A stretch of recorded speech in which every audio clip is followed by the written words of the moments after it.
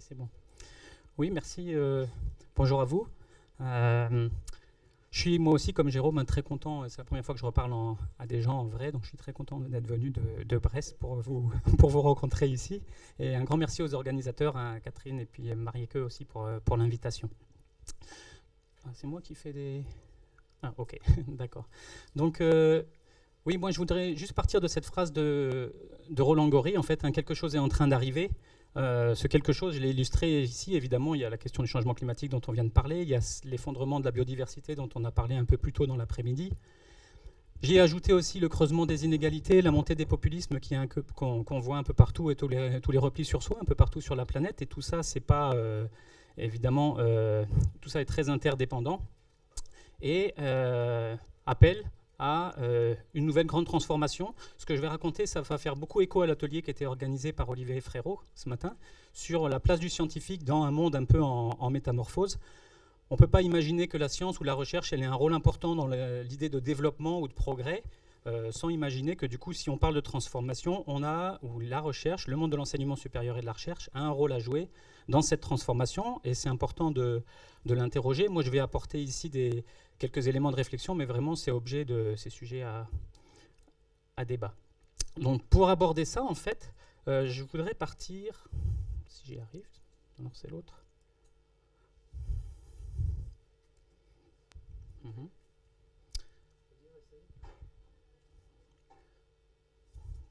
Non, ça, j'y arrive pas. Voilà. Ok, donc je voudrais partir d'un texte qu'on a écrit l'année dernière dans le cadre du collectif Labo 1.5. Je reparlerai de ce collectif tout à l'heure. Il y a un stand que vous avez probablement vu ce midi. Donc un texte sur la responsabilité de l'enseignement supérieur et de la recherche dans un monde incertain. Et c'est une responsabilité qu'on a déclinée décidément, je suis désolé. Voilà, en 3 dimensions en fait. Donc il y a d'abord une dimension de transformation et du rôle de la recherche, finalement, dans l'accompagnement des territoires dans cette transformation vers davantage de soutenabilité. Donc je m'appuierai sur le réseau des zones ateliers, moi que j'ai la chance de piloter depuis le début de l'année. Donc les zones ateliers, c'est un outil du CNRS, de l'INE. Je vous en dirai quelques mots pour illustrer ce côté-là. Un deuxième aspect de cette responsabilité, c'est sur les pratiques de recherche elles-mêmes. C'est la question de la soutenabilité de la recherche. Quelque part, c'est pour incarner dans nos pratiques, à nous, cette question de la soutenabilité, de la réduction de l'empreinte des activités de recherche sur l'environnement et en particulier sur la question du carbone. Et puis le dernier point ici, c'est finalement une réflexion sur le sens même de notre activité. Et ça, c'est peut-être pour apporter après les visions un peu noires qu'on peut avoir.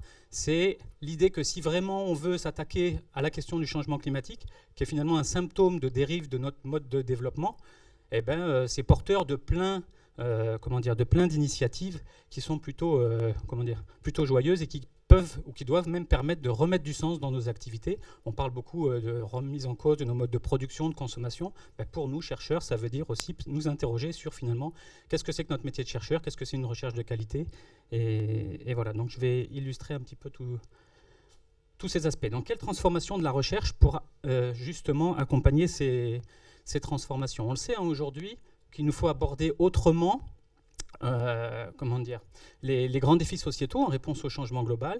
Et de plus en plus, on va vers une recherche qui est davantage interdisciplinaire, notamment entre les grands champs des sciences humaines et sociales d'un côté, et puis des sciences de la Terre et des sciences et techniques, et puis des sciences de l'environnement de l'autre. Une recherche également transdisciplinaire au sens de collaboration, co-recherche entre les chercheurs du monde académique et les acteurs de la société civile, de différents pans de la société civile. Donc on va vers une recherche qui essaie d'être davantage participative, davantage collaborative, de plus en plus orientée solution et de plus en plus en lien avec le politique. Et ça, c'est pas sans générer des débats, évidemment, sur les questions de recherche appliquée, recherche fondamentale, de séparation du politique avec le scientifique, ou des questions de neutralité ou de prétendue neutralité du scientifique, ou même des questions d'engagement du scientifique dans ces problématiques, toujours avec la question à quel moment on a une casquette de scientifique, à quel moment on prend une casquette de militant, et est-ce que les deux sont compatibles ou pas. Donc depuis une vingtaine d'années, il y a de nouveaux champs et des nouveaux programmes qui émergent. en 2001, ont émergé dans un colloque à Amsterdam le champ des sciences de la soutenabilité.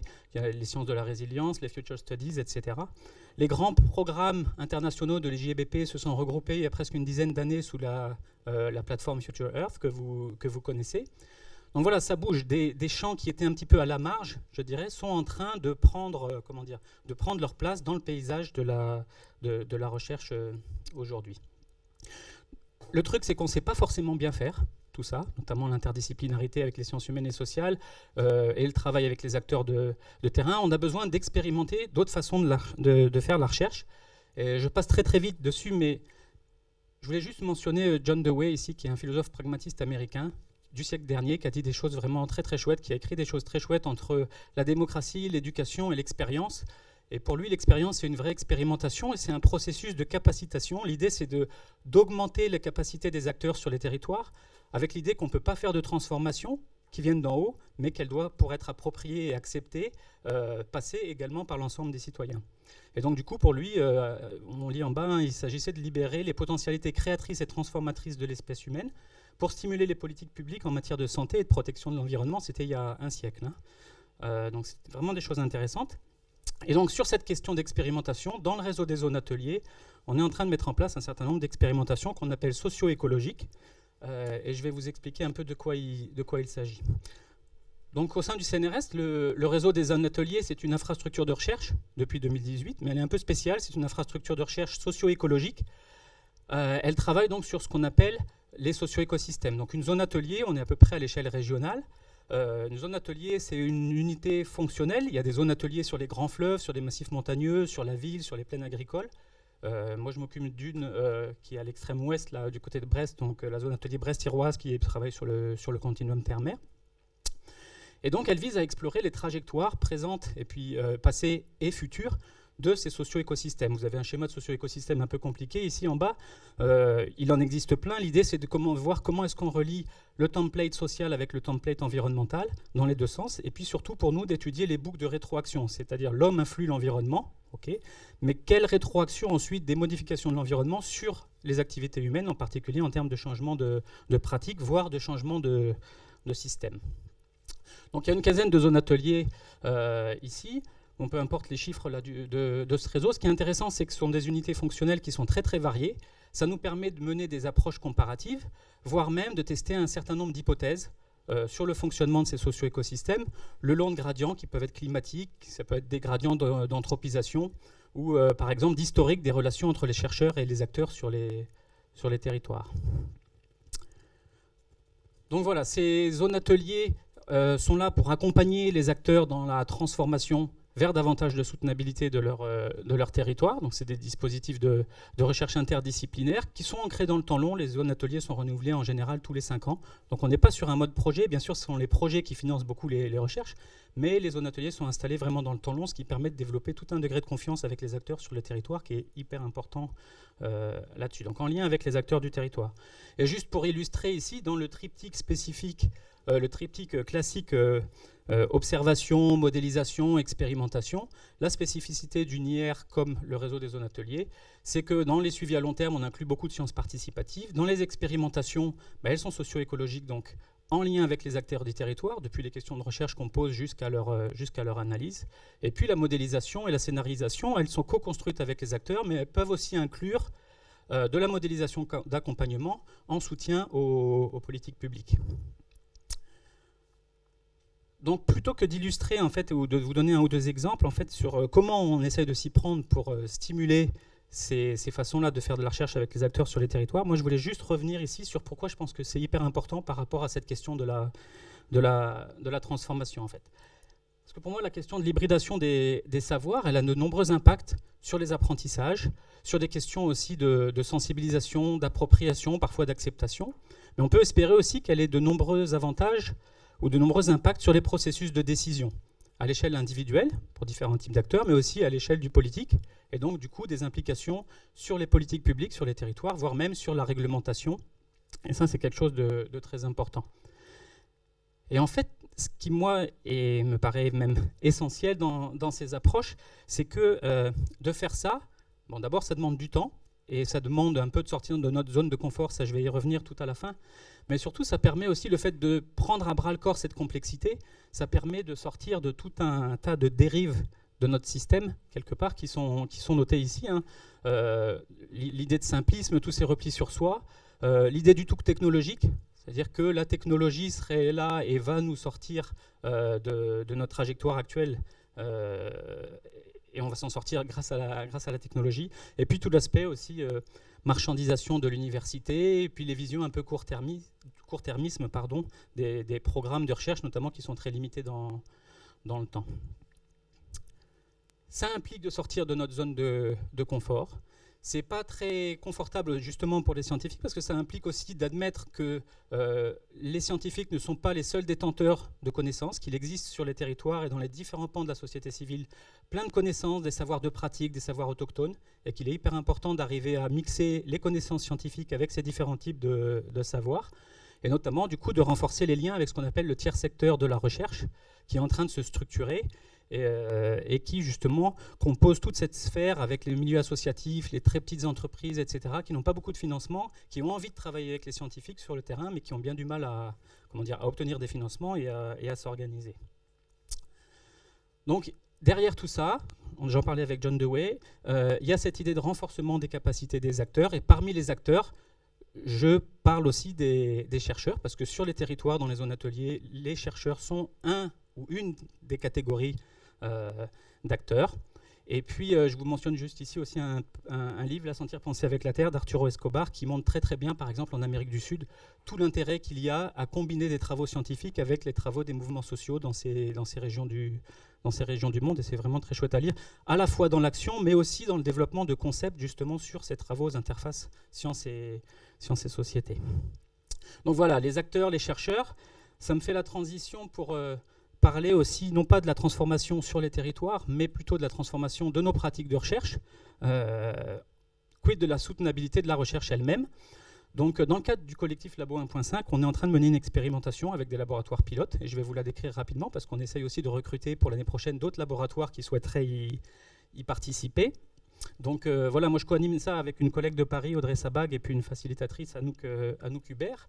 Donc le collectif Labo 1.5, très rapidement, il est né il y a 2 ans et demi. Il a été monté par Tamara Benari et puis Olivier Bernet, que vous connaissez, hein, qui tenait le stand de Labo 1.5 ce midi. Il y a un texte fondateur qui est paru dans Le Monde en mars 2019.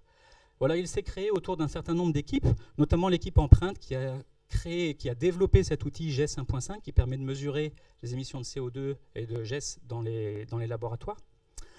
GES 1.5, c'est un outil de diagnostic des émissions de CO2 des laboratoires de recherche et de la recherche française en général. Elle sera analysée. C'est aussi un outil pour l'action, parce qu'évidemment, quand on mesure, après, on arrive à identifier les postes sur lesquels il faut qu'on fasse des efforts, et donc c'est censé faciliter l'action. Mais depuis 1 an maintenant, on a monté une équipe qui s'appelle donc l'équipe expérimentation, pour essayer d'aller plus loin, en partant du principe que, évidemment, personne ne détient la solution, ça se saurait, et puis surtout l'idée de la diversité, l'idée de se dire qu'il n'y a pas une seule solution à cette question-là dans les laboratoires de recherche, qu'il y aura des solutions qui vont devoir être adaptées aux différents laboratoires en fonction de leur implantation géographique, peut-être de leur taille, ou des différents champs disciplinaires qui sont impliqués. Donc voilà, l'idée c'est d'explorer différentes modalités pour stimuler des réductions de gaz à effet de serre dans les laboratoires.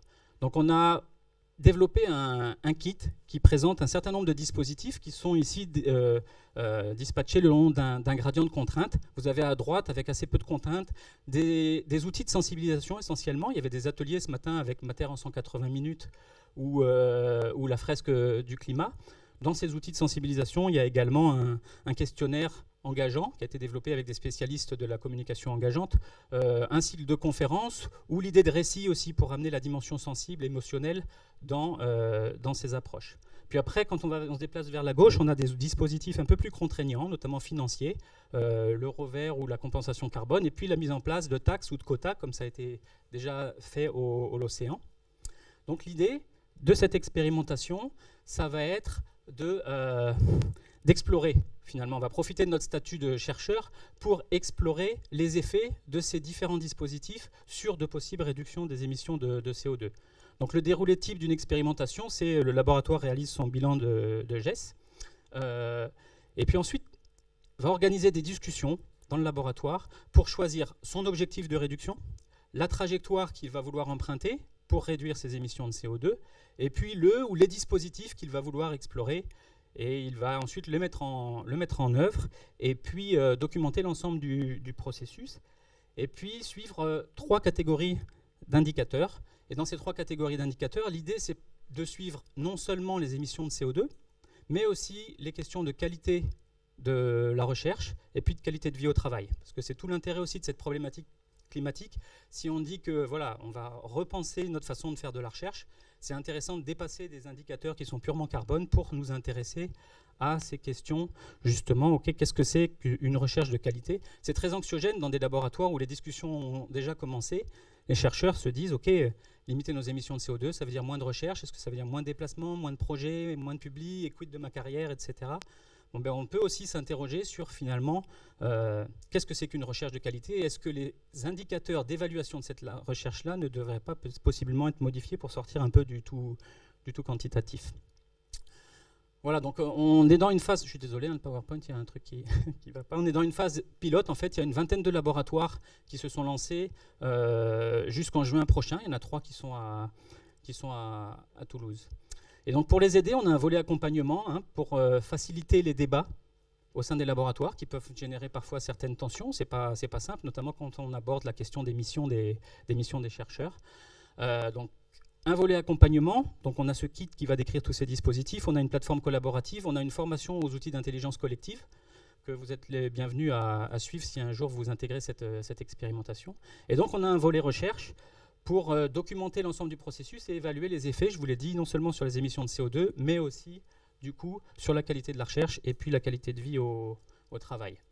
Donc on a un vrai projet de recherche interdisciplinaire qui est orienté vers l'action, et on est en train de constituer une équipe interdisciplinaire pour suivre cette expérimentation sous différentes facettes avec des économistes, des juristes, des psychosociologues ou des spécialistes de la communication qui eux-mêmes ont un certain nombre de questions. Par exemple, des économistes sont intéressés pour voir si la mise en place d'une taxe ou de quotas a des effets plus ou moins positifs sur la réduction des émissions de CO2.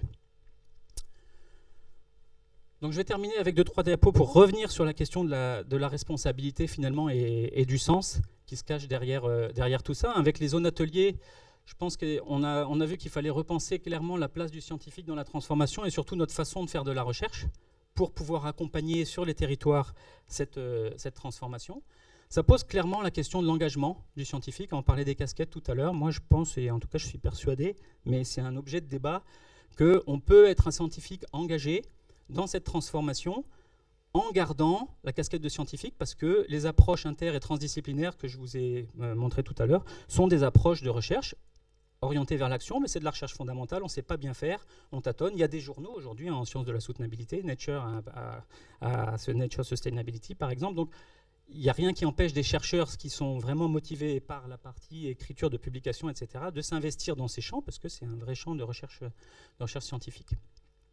Bon, il y a la question de nos rapports à la technologie. Là, ça nous renvoie aussi à l'atelier qu'on a eu ce matin. Notre rapport à la nature, ça interroge plein de choses. Et puis, ça a des impacts forts sur la formation. Nos formations universitaires sont encore très organisées en silos. Comment est-ce qu'on fait pour pouvoir, non pas oublier les formations disciplinaires, mais essayer de stimuler et de faciliter tous les aspects de collaboration interdisciplinaire entre les étudiants de différentes disciplines. Bon, avec ce que j'ai raconté sur Labo 1.5, l'idée c'est de penser ce que c'est qu'une recherche bas carbone. Est-ce qu'on parle de slow science? Est-ce que ça veut dire une recherche un peu relocalisée? Si c'est le cas, je pense qu'ici vous êtes au cœur de la zone atelier Pigard, donc Pyrénées-Garonne, qui seront très heureux de vous accueillir si vous voulez faire des choses sur le territoire ici. Bon, ça pose des questions sur la qualité de la recherche et l'évaluation de la qualité de la recherche. Et puis dans le collectif Labo 1.5, on se pose évidemment aussi des questions sur la pertinence de différents champs de recherche. Aujourd'hui, la question elle se pose, est-ce qu'il y a des recherches qu'on doit abandonner? Ce matin, dans l'atelier, il y avait cette idée aussi de limiter la toute-puissance. Donc, c'est à nouveau cette discussion sur notre rapport à la technologie, entre la science, la technoscience. Est-ce qu'on peut couper ça? Est-ce qu'on peut avoir d'un côté la technologie et puis d'un autre côté la partie recherche et la partie science? Qui déciderait d'orientation comme ça? Il nous semblait ce matin qu'il nous manque un espace clairement de discussion collective et pas seulement entre scientifiques, sur ce sujet des différents, comment on va dire, des différents développements des connaissances, que ce soit côté science ou côté technosciences, quelque chose qui devrait être davantage approprié par le public et pas limité juste, alors d'un côté aux scientifiques, et puis pas que aux scientifiques, on le voit bien aussi par le marché si on voulait faire court.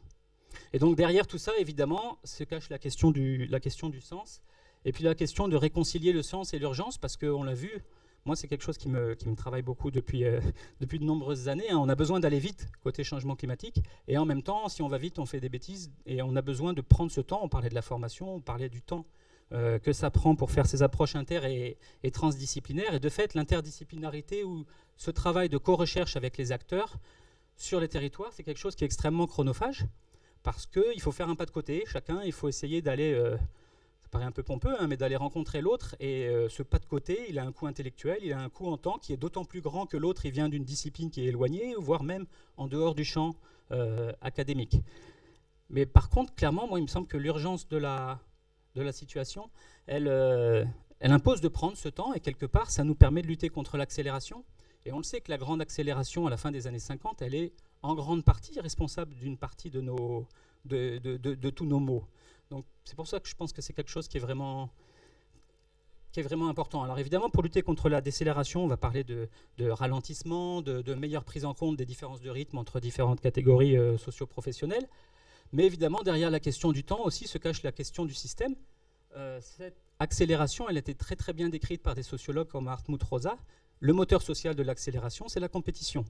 Et donc effectivement, si on commence à dire qu'il faut ralentir, eh ben, ça veut dire quelque part il faut passer de la compétition à la collaboration. C'est aussi pour ça que le fait de travailler en interdisciplinarité ou avec des acteurs, c'est aussi apprendre à collaborer et transmettre ça à nos étudiants. C'est aussi apprendre à nos étudiants à collaborer. Et ça me paraît quelque chose d'essentiel. On est dans cette question du passage de l'adaptation à la transformation. L'adaptation, pour moi, ici, c'est vraiment l'adaptation à... Et je vais l'illustrer parce que c'est la dernière planche. Ça, c'est vraiment des propositions pour de la discussion, si ça vous intéresse. En fait, vous avez à gauche ce qu'on appelle le triangle de la connaissance et qui, pour moi, reflète vraiment l'adaptation à la mondialisation en marche. En fait, c'est une vision, pour moi, faible de la soutenabilité. Donc, on a de la recherche qui est très disciplinaire, de l'éducation qui est essentiellement descendante, donc sous forme de transmission. Et puis, en bas à droite du triangle, on a l'innovation qui est essentiellement technologique. Tout ça, ça produit des connaissances, et la connaissance, elle est moteur ou motrice de la croissance, de l'emploi, de la compétitivité, et on a notre place dans le système et dans ce monde en marche, et qui s'accélère, etc., etc. Et pour moi, ce qui est fondamental ici, c'est que pour passer dans une vision plus forte de la soutenabilité, ce qui change essentiellement dans le triangle, c'est que moi j'ai enlevé l'innovation technologique en bas à droite pour la remplacer par une autre mission de l'université, qui serait la participation à la vie de la cité. Ça ne veut pas dire que l'innovation, elle disparaît, mais l'innovation, pour moi, elle est distribuée. Donc l'innovation, elle est technologique, mais elle est aussi sociale, elle est institutionnelle. Ça renvoie encore à l'atelier de ce matin, parce que on nous disait que les institutions ont du mal à évoluer. Et là, l'idée, c'est d'arriver de l'intérieur à essayer de faire un peu évoluer nos institutions, en particulier nos institutions de recherche, pour aller dans ce sens-là. Elle est pédagogique, l'innovation également, donc elle est vraiment un petit peu partout. Et donc du coup, on se retrouve avec cette participation à la vie de la cité, une recherche qui demeure bien sûr disciplinaire, mais on fait tout pour faciliter l'interdisciplinarité également. Et puis l'éducation, elle n'est plus seulement descendante, mais il y a plein d'innovations pédagogiques aujourd'hui qui permettent de la voir plus comme une attention que comme une transmission. Et on est là du coup au cœur du passage de l'adaptation à la transformation. Et donc, du coup, on a cette production de connaissances, mais avec les mots qui sont un petit peu décomposés, et pour de la croissance, parce qu'on a tous envie de retrouver du sens. Et moi, je le ressens fortement dans notre communauté de chercheurs, et on l'a ressenti fortement quand Labo 1.5 a fait sa journée annuelle en novembre dernier. Sur le chat, là, il y avait 700 ou 800 personnes connectées, et on sentait, alors il y avait la Covid, bien sûr, mais il y avait plein de choses liées à l'accélération, et on sentait que les chercheurs qui étaient connectés, les personnels de la recherche, étaient vraiment en recherche de ce sens. Et c'est ce en quoi je pense que la problématique climatique, notamment, elle est porteuse de ça si on décide de la prendre à bras le corps. Voilà, je vous remercie pour votre attention.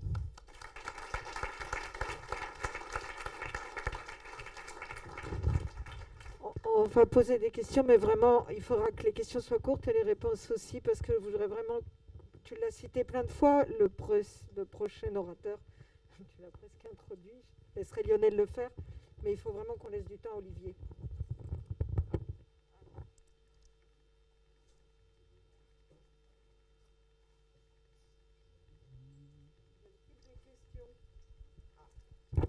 On vous coupe quand même pas complètement le sifflet.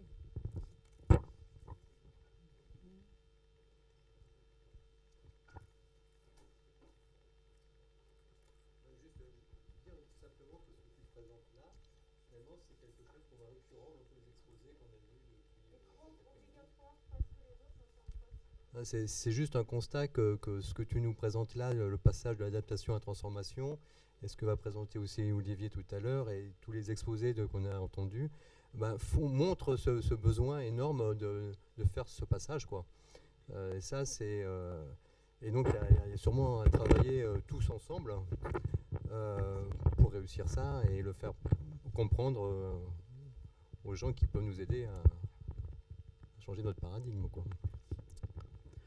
Oui, non, bien sûr. Je pense qu'il y a plein de gens qui sont évidemment lancés dans ces idées de processus un peu transformatifs ou transformationnels.